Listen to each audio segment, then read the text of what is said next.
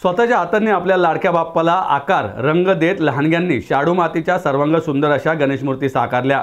सर्जनशील हातांना संस्काराची जोड देत पर्यावरणपूरक गणेशोत्सव साजरा करण्याच्या उद्देशाने कोथरूडमध्ये शाडू मातीच्या गणेश मूर्ती बनवण्याची कार्यशाळा आयोजित करण्यात आली होती। विधानसभा भाजप महिला मोर्चाच्या अध्यक्षा हर्षाली माथवड यांच्या पुढाकाराने कोथरूडमधील धानुकर मैदानात ही कार्यशाळा उत्साहात पार पडली।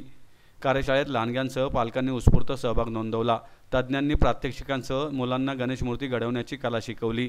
गणेश मूर्ती बनवण्यासाठी सर्वांना आयोजकांकडून शाडू माती उपलब्ध करून देण्यात आली।